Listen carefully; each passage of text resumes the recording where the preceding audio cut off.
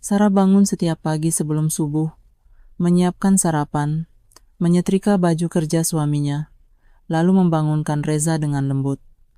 "Sarapan sudah siap, Mas," ucapnya pelan. Seperti biasa, Reza hanya mengangguk, tak menoleh. Dulu, ada ciuman di kening dan senyum manis. Kini, hanya dingin yang menyambutnya. Sarah tak pernah protes. Meski hatinya mulai terasa hampa, ia tetap melakukan semua dengan cinta. Ia menjahit dari rumah untuk menambah penghasilan, sambil tetap mengurus rumah tanpa celah. Ia berpikir, mungkin Reza hanya lelah. Tapi semakin hari, sikap suaminya makin berubah. Reza jarang pulang tepat waktu. Saat di rumah pun, matanya lebih sering menatap layar ponsel daripada istrinya. Ia enggan makan masakan Sarah, lebih memilih makanan luar. Bahkan, ketika Sarah mengenakan baju yang dulu jadi favorit Reza, suaminya hanya melirik datar. "Kenapa, Mas? Aku salah apa?" tanya Sarah pelan suatu malam. Reza menghela napas. "Nggak salah, aku cuma capek, bosan. Kamu itu terlalu jadul, nggak nyambung sama aku sekarang." Hati Sarah mencelos. Ia ingin menangis tapi menahannya. Ia tak ingin memperkeruh suasana. Ia memilih diam, berharap semuanya akan membaik. Ia terus mencintai Reza, meski perlahan-lahan ia sendiri mulai merasa tidak dicintai lagi. Hari-hari berlalu, tapi sikap Reza makin tak bisa dikenali. Ia semakin jarang di rumah. Pulang larut malam, beralasan lembur atau rapat mendadak. Padahal Sarah tahu dari aroma parfum berbeda di bajunya, dari sisa lipstik samar di kerah kemeja. Ia bukan bodoh, hanya terlalu lama pura-pura tidak tahu. Di dapur, Sarah menyendok makanan yang baru ia masak dengan hati. Tapi seperti biasa, Reza hanya mengintip dan berkata, "Aku udah makan di luar. Dingin, pendek, tak ada rasa bersalah." Padahal Sarah menyiapkannya dengan sepenuh cinta, berharap hari ini Reza kembali seperti dulu hangat dan penuh perhatian. Malam itu, saat Reza mandi, Sarah memberanikan diri memeriksa ponsel suaminya. Tangannya gemetar saat membuka layar. Ia tahu ini salah, tapi ia lebih takut pada kebohongan. Dan benar saja, di sana ia menemukan percakapan mesra. Bukan sekali, tapi berkali-kali. Ada tawa, panggilan sayang, dan rencana bertemu. Matanya memanas. Nafasnya sesak. Tapi saat Reza keluar dari kamar mandi dan melihat Sarah memegang ponselnya, reaksi Reza justru mengejutkan. "Kamu ngapain buka ponsel aku?" bentaknya. "Aku cuma ingin tahu, Mas. Kenapa kamu berubah? Ternyata karena ini ya." Reza mengangkat tangan, tak sampai memukul, tapi cukup membuat Sarah mundur ketakutan. "Kamu itu istri yang terlalu ikut campur. Kamu pikir kamu siapa? Aku bosan sama kamu. Kamu gak pernah bisa jadi pasangan yang nyambung, gak bisa diajak maju."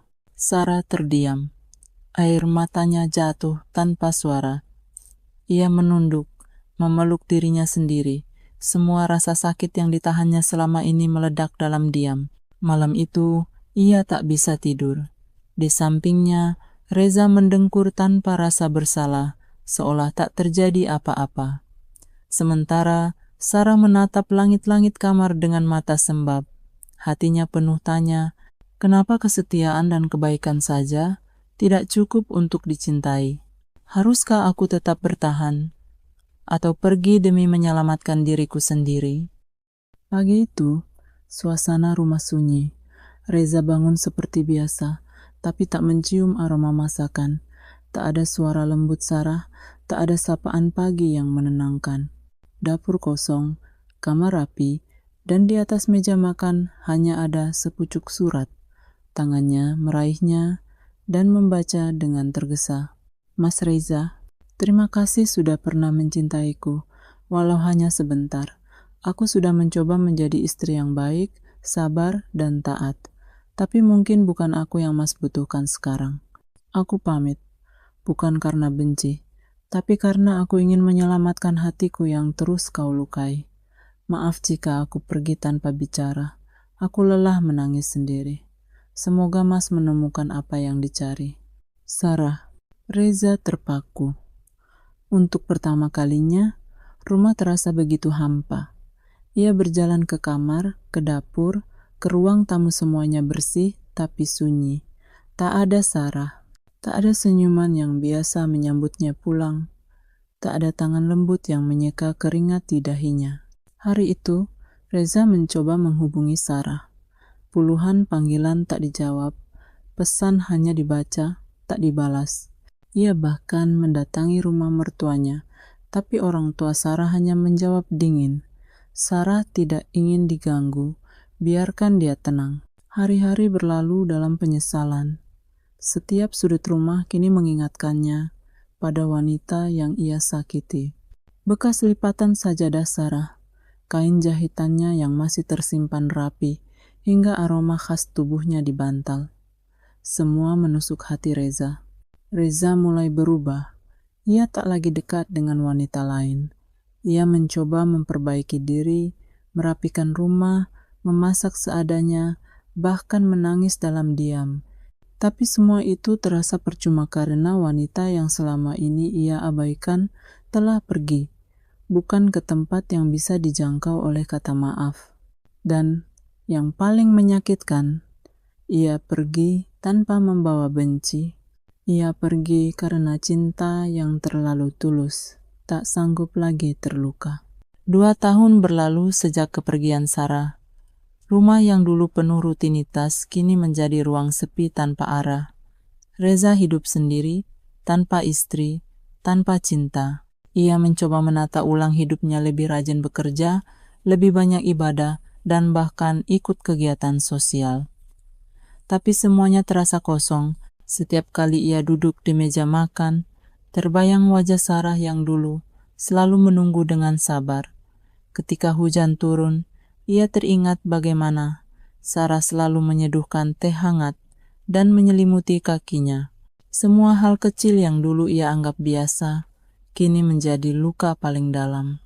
Sampai suatu hari, sebuah undangan pernikahan datang. Dari desainnya yang sederhana dan anggun, Reza mengira itu hanya undangan biasa. Tapi jantungnya seketika berhenti berdetak ketika membaca nama pengantin wanitanya, Sarah Ayu Rahmawati. Tangannya gemetar.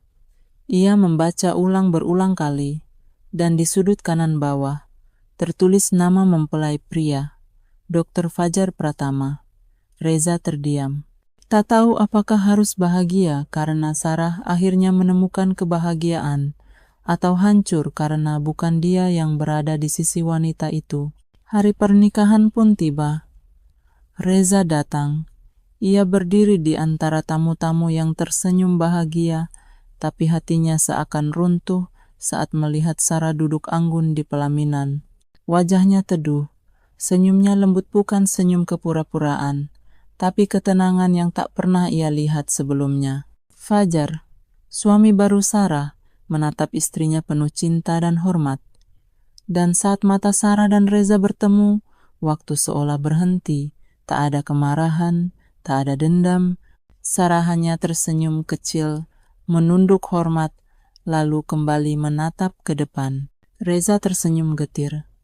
Ia menunduk dan berbisik dalam hati, "Kau pantas bahagia, Sarah, meski bukan denganku." Ia pun berbalik, melangkah pergi dari pesta itu. Hatinya perih, tapi ia tahu ini harga dari keegoisan dan kelalaiannya. Cinta sejati kadang tak meninggalkan bekas luka, tapi pelajaran yang menghancurkan. Dan bagi Reza, pelajarannya datang ketika semuanya sudah terlambat.